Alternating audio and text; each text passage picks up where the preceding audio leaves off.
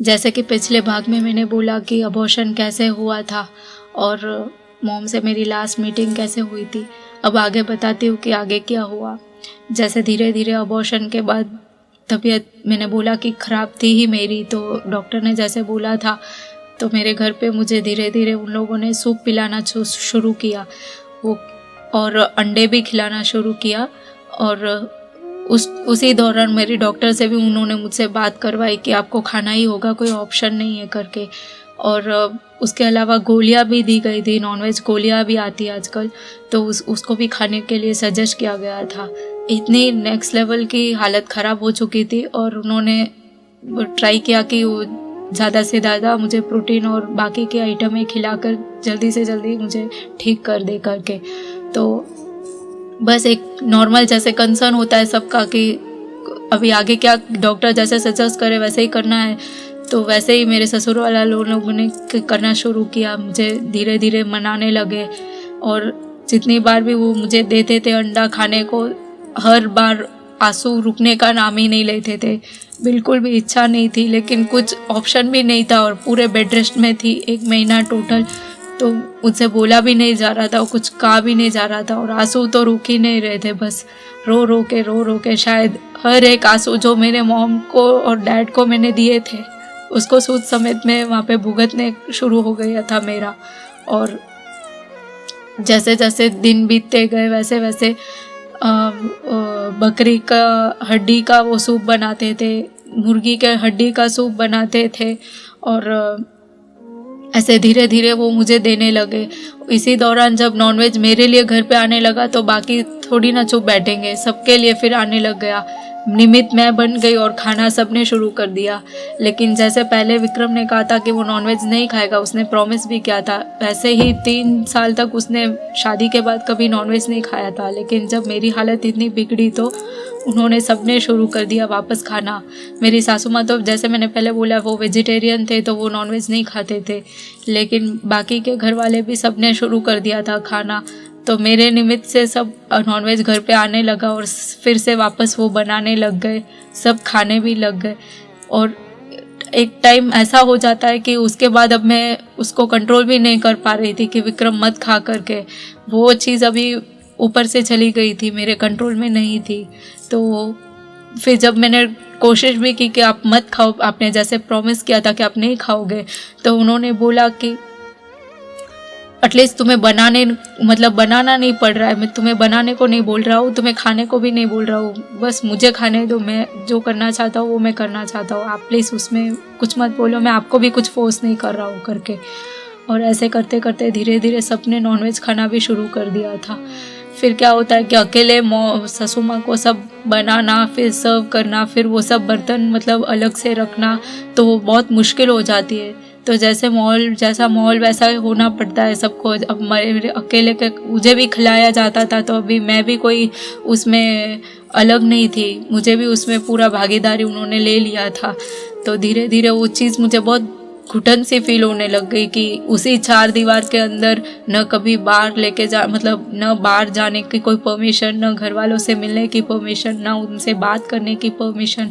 इतना प्रोटेक्टिव वो माहौल हो चुका था कि बस उनके हिसाब से उन्होंने मुझे बहुत सिक्योर करके रखा था। मेरे लिए वो एक घुटन सा हो गया था, एक पिंजरे में एक आज़ाद पंछी की ज़िंदगी जी रही थी मैं शायद, जो मुझे बिल्कुल भी मंजूर भी नहीं थी वो ज़िंदगी।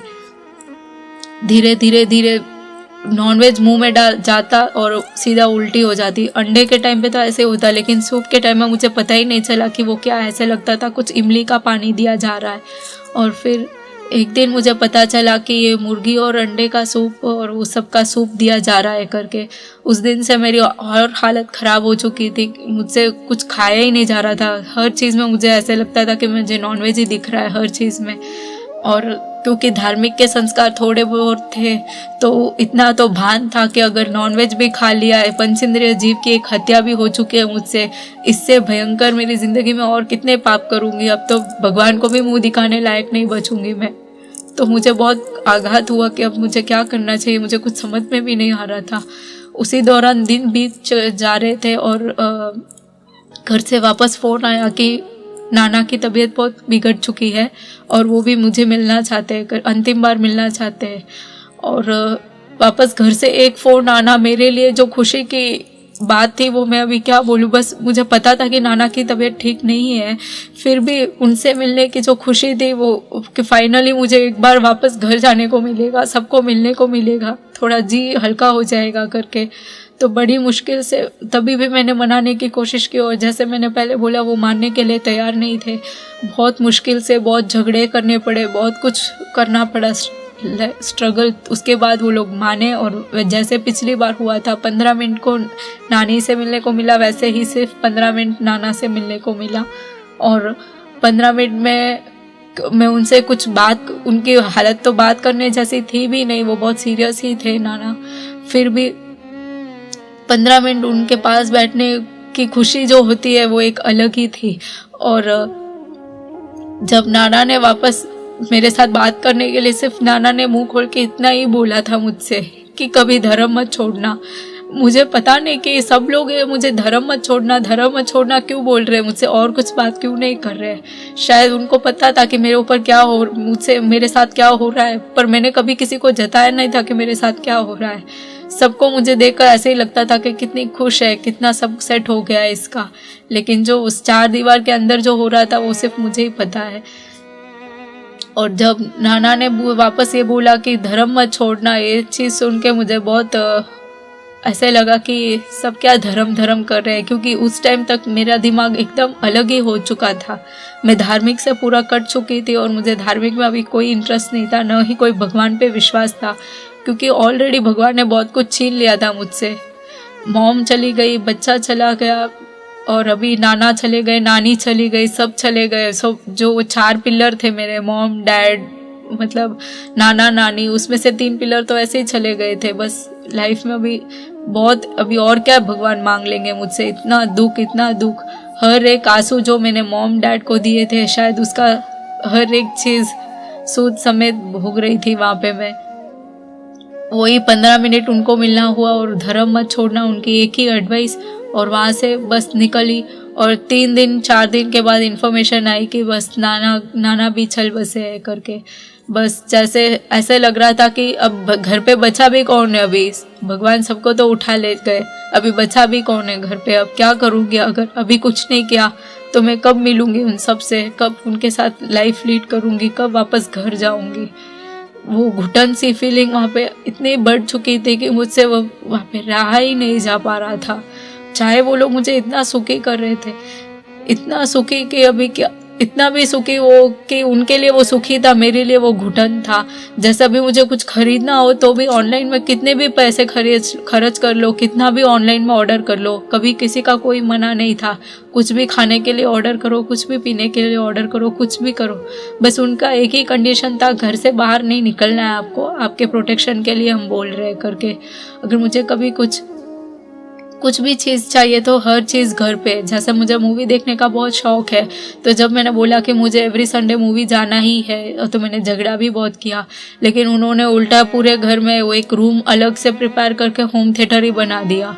तो फिर डॉक्टर के पास कंसल्ट करने के बाद डॉक्टर ने बोला कि थोड़ी एक्सरसाइज करनी जरूरी, तो मैंने वापस जिद की कि मुझे जिम भी ज्वाइन करना है, तो उन्होंने वो भी जिद पूरी की। उन्होंने घर पे ही पूरा जिम बना दिया, एक अलग रूम लेकर। तो इसी दौरान मतलब उनके लिए उन्होंने सारी खुशियाँ मुझे दे दी थी, लेकिन मेरे लिए वो एक घुटन सी होने शुरू हो गई थी।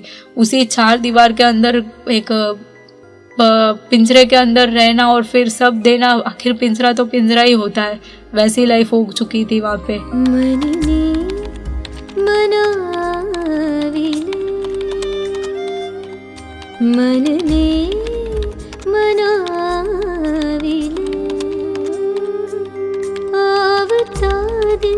सुधारी ले बगड़ाती भली बगड़ा